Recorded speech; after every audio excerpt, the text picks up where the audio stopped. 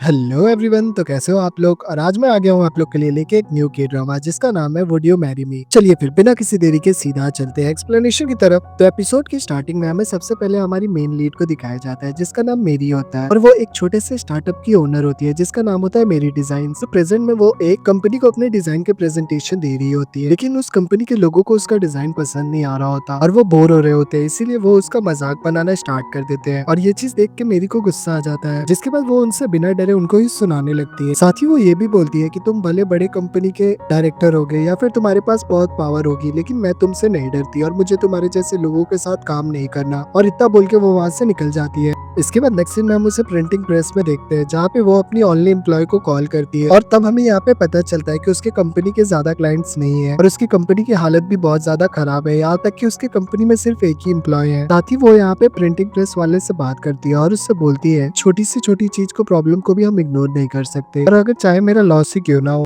मैं अपने क्लाइंट को कभी भी उदास नहीं कर सकती, इसीलिए चाहे जो भी हो जाए मैं उन्हें बेस्ट सर्विस ही प्रोवाइड करती हूँ। जिसके बाद सीन यहीं पे कट हो जाता है। नेक्स्ट सीन में हम देखते हैं कि वो एक ज्वेलरी शॉप में होती है जहाँ पे वो कपल रिंग खरीद रही होती है और तभी हमें यहाँ पे पता चलता है कि मेरी की किसी से शादी होने वाली है जिसका नाम किमजू है। दूसरी तरफ हमें किमजू को दिखाया जाता है जो कि किसी और लड़की के साथ में होता है और वो दोनों एक दूसरे को किस कर रहे होते हैं। इसका मतलब ये होता है कि किमजू मेरी को धोखा दे रहा होता है और तभी उसके पास मेरी का टेक्स्ट आता है, लेकिन वो उसके टेक्स्ट को इग्नोर कर देता है। जिसके बाद नेक्स्ट सीन में मेरी को देखते हैं जो अपने रूम पे आगे हुई रहती है और वो अपनी मॉम से बात कर रही होती है और हमें यहाँ पे ये पता चलता है कि उन लोगों ने हाल ही में ये रूम लिया है और मेरी बहुत ज्यादा गरीब फैमिली से बिलोंग करती है, यहाँ तक कि उसकी मॉम भी सिंगल मॉम होती है और वो गरीब होती है। दूसरी तरफ किमजू के फैमिली वाले बहुत अमीर होते हैं, इसीलिए मेरी की मॉम उसे केयरफुल रहने के लिए बोलती है, साथ ही वो उनके ब्राइट फ्यूचर के लिए विशेष देती है। लेकिन तभी अचानक मेरी का पाँव एक ईयरिंग के ऊपर आ जाता है। तभी मेरी नोटिस करती है कि वो ईयरिंग उसकी नहीं है। जिसके बाद वो बेड को भी देखती है, तभी उसे वहाँ पे एक लड़की का बाल मिलता है। जिसके बाद सीन यहीं पे कट हो जाता है। इसके बाद हमें नेक्स्ट डे का सीन दिखाया जाता है जहाँ पे मेरिया किमजू के साथ में बैठी हुई रहती है, जहाँ पे वो सबसे पहले उससे उसके इंस्टाग्राम के पोस्ट के बारे में पूछती है कि उसके सारे पोस्ट पे कौन ये लड़की है जो उसके पोस्ट पे लाइक करती है और कमेंट करती है, लेकिन उसका हस्बैंड उससे बात को टाल देता है। तभी वो अचानक उससे पूछती है कि क्या तुम उसके साथ सोए हो, और ये चीज सुनकर किमजू शॉक हो जाता है। जिसके बाद वो उसकी बात को घुमाने लगता है। तभी वो उसके सामने एक इयररिंग्स रखती है और बोलती है कि ये इयररिंग्स हमारे घर पे थे, तो ये इयररिंग्स हमारे घर पे कहाँ से आए। जिसके बाद मेरी उसे उसी लड़की की एक पिक्चर दिखाती है जिसमें उस लड़की ने ये सेम इयररिंग्स पहने हुए थे, लेकिन उसका हस्बैंड फिर भी बात घुमा रहा होता है और वो उससे बोल रहा होता है कि मेरे कलीग्स मेरे घर पे आए थे मेरे से मिलने, तभी वो अचानक गिर गया होगा। जिसके बाद उसका हस्बैंड उससे माफी मांगने लगता है, साथ ही वो उससे बोलता है कि अब चाहे कुछ भी हो जाए मैं दोबारा कुछ भी ऐसा नहीं करूंगा, तुम मुझे माफ कर दो।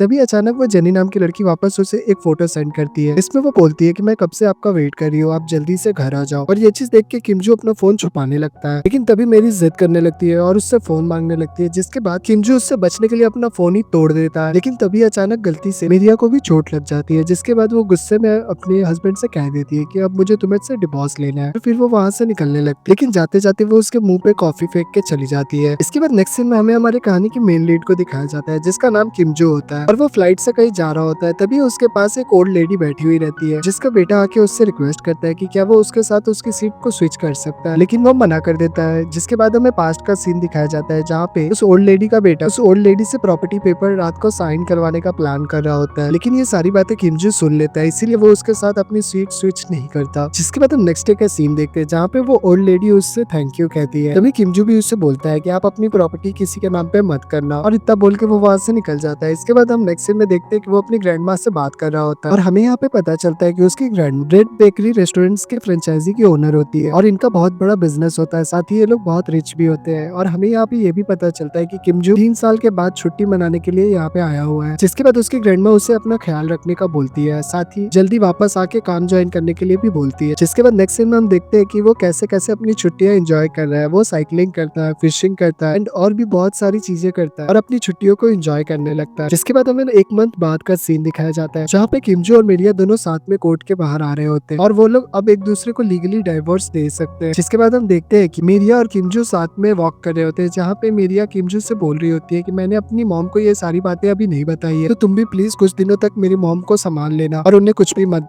साथ ही वो ये भी बोलती है कि वो उसका अपार्टमेंट छोड़ देगी और वो अपना सारा सामान वहां से ले लेगी। लेकिन तभी अचानक किमजू के फोन पे वो जेनी नाम की लड़की का कॉल आ जाता है और वो उससे बात करने लगता है और ये चीज देख के मेरिया को बहुत गुस्सा आता है और वो वहाँ से निकल जाती है, साथ ही वो उसे मिडिल फिंगर भी दिखाती है। इसके बाद हमें रात का सीन दिखाया जाता है जहाँ पे मेरिया बेसबॉल प्ले जोन में आई हुई रहती है और वो खुद से कह रही होती है कि तुम्हें कुछ भी करके दुखी नहीं होना है और तुम्हें कमजोर नहीं पड़ना, लेकिन वो उस किमजू के साथ बिताए गए सारे पल को याद कर रही होती है और साथ में रोने भी लगती है। दूसरी तरफ हम अब मेन लीड किमजू की ग्रैंडमा को देखते हैं जो कि अपने कंपनी के बेकरी की एक न्यू प्रोडक्ट लॉन्च कर रही होती है और वहाँ पे वो इंटरव्यू दे रही होती है। दूसरी तरफ हम मेरी को देखते हैं जो कि अपने घर पे होती है। तभी उसके घर पे अचानक पुलिस आ जाती है, जिसके बाद वो उसे अपने साथ पुलिस स्टेशन लेके जाते हैं जहाँ पे वो लोग उसे बताते हैं कि जिस इंसान से उसने अपना वो अपार्टमेंट लिया है वो एक फ्रॉड है और उसने उसके साथ चीट किया है। वो उस बिल्डिंग का ओनर नहीं है, लेकिन उसने फिर भी नकली कागजों के साथ उसे वो अपार्टमेंट बेच दिया है, जिस वजह से मेरिया बहुत उदास हो जाती है और वो उससे बोलती है कि क्या मुझे मेरे सारे पैसे वापस मिलेंगे, लेकिन पुलिस बोलते है कि इसकी बहुत कम चांसेस है। और इस बात की वजह से मेरी बहुत ज्यादा परेशान हो जाती है और वो पुलिस स्टेशन के बाहर आके किमजू को कॉल करती है, लेकिन किमजू उसका कॉल उठा के उससे बोलता है कि अब वो उसकी कोई नहीं है, तो वो प्लीज उसे कॉल करके परेशान न करे। जिसके बाद वो उसके कॉल को काट देता है और फिर वो उसका फोन भी नहीं उठाता और इस वजह से मेरी बहुत ज्यादा परेशान हो जाती है। जिसके बाद हम नेक्स्ट सीन में देखते हैं कि वो कहीं पे बैठ के ड्रिंक कर रही होती है। तभी उसकी मॉम का उसके पास कॉल आता है और उसकी मॉम उसे बताती है कि वो किमजू की मॉम और डैड के लिए कुछ खाना भेज रही है।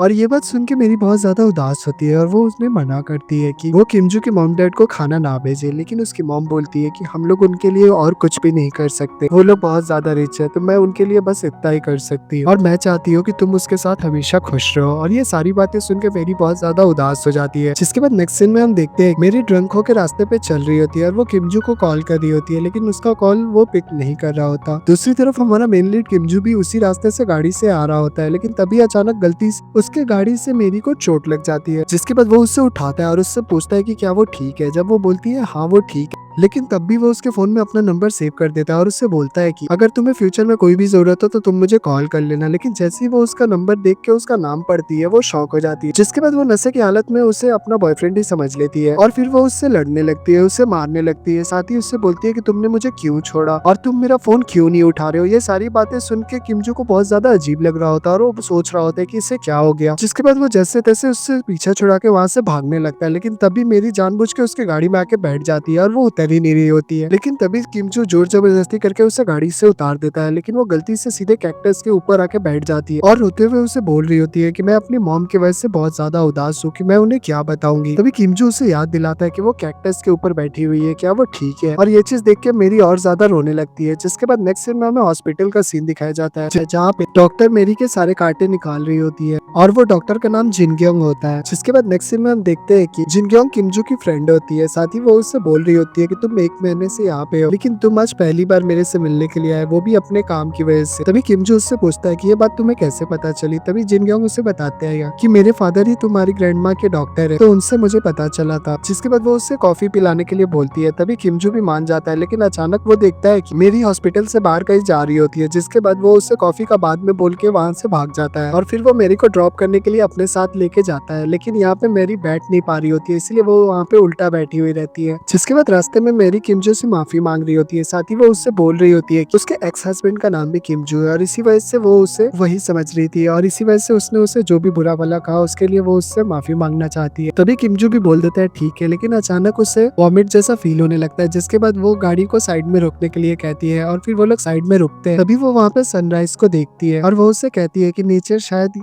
मुझे कुछ इशारा कर रहा है, लेकिन तभी अचानक भूख के वजह से उसके पेट से भी आवाज आने लगती है। तभी किमजू उसका मजाक बनाता है और उससे बोलता है कि नेचर तुम्हें खाना खाने के लिए बोल रहा है। जिसके बाद नेक्स्ट सीन में हम देखते हैं कि किमजू मेरी को उसके घर के बाहर छोड़ देता है, जिसके बाद मेरी अपने घर पे आ जाती है। दूसरी तरफ हमें एक इवेंट का सीन दिखाया जाता है जो कि ब्यूटी डिपार्टमेंट स्टोर की तरफ से होता है और उन लोगों ने गिव अवे कुछ दिन पहले रखा था, जिसके विनर को वो लोग अनाउंस करने वाले हैं और उन लोगों ने कई सारे न्यूली मैरिड कपल्स अपने लकी कूपन भरवाए थे और इस गिव अवे के विनर को एक अपार्टमेंट गिफ्ट में मिलने वाला था। तभी दूसरी तरफ हमें ब्यूटी डिपार्टमेंट स्टोर के सीईओ को दिखाया जाता है जिसका नाम ली होता है और वो अपने असिस्टेंट से बात कर रहा होता है, जहाँ पे वो लोगों ने मेयर के नेफ्यू को उस कॉन्टेस्ट का विनर बनाने का फैसला किया था। जिसके बाद वो लोगों ने मेयर के नेफ्यू के नाम का एक कूपन बनाया था जिसे वो फोल्ड करके अपने हाथों में छुपा लेता है। जिसके बाद नेक्स्ट सीन में हम देखते हैं कि वो कॉन्टेस्ट वाली जगह पे पहुंच जाता है और जब वो लकी कूपन निकालने लगता है तभी गलती से मेयर के नेफ्यू वाला कूपन उस बॉक्स में गिर जाता है और वो कोई और ही कूपन निकाल देता है। जिसके बाद सीन यहीं पे कट हो जाता है। नेक्स्ट सीन में हम मेरी को देखते हैं जो अपने घर पे सोई हुई रहती है। तभी उसके पास उसी कॉन्टेस्ट से फोन आता है और उस कॉन्टेस्ट के मैनेजर उसे फोन करते हैं और उसे बताते हैं कि उस कॉन्टेस्ट की विनर वो है और उसे वो फर्स्ट प्राइज यानी वो अपार्टमेंट गिफ्ट किया जाएगा। जिसके बाद वो ये चीज सुन के बहुत ज्यादा खुश हो जाती है। लेकिन यहाँ पे एक कंडीशन होता है, जो भी उस कॉन्टेस्ट के विनर रहेगा वो न्यूली मैरिड होना चाहिए, साथ ही उसकी एक फिक्स्ड इनकम भी होनी चाहिए और उनके पास अपना घर नहीं होना चाहिए। जिसके बाद हम देखते हैं कि 2 क्राइटेरिया तो मेरी क्वालिफाई करती है, लेकिन 3rd क्राइटेरिया में वो टेस्ट हो जाती है। लेकिन तभी वो नोटिस करती है कि उसने अभी तक डाइवोर्स अप्लाई नहीं किया है, तो लीगली वो मैरिड है। जिसके बाद फिर वो उस मैनेजर को हाँ बोल देती है। दूसरी तरफ हमें कंपनी का सीन दिखाया जाता है, जहाँ पे बॉटल डिपार्टमेंट का सीईओ का असिस्टेंट कुछ भी करके उससे हराने का ट्राई कर रहा होता है। वो क्लॉज ढूंढ रहा होता है कि कैसे वो उससे वो अपार्टमेंट वापस ले ले, लेकिन उन्हें कोई भी क्लॉज नहीं मिल रहा होता। जिसके बाद उसका मैनेजर उसे बताता है कि मेरी ने उसे कहा है कि उसका हस्बैंड अभी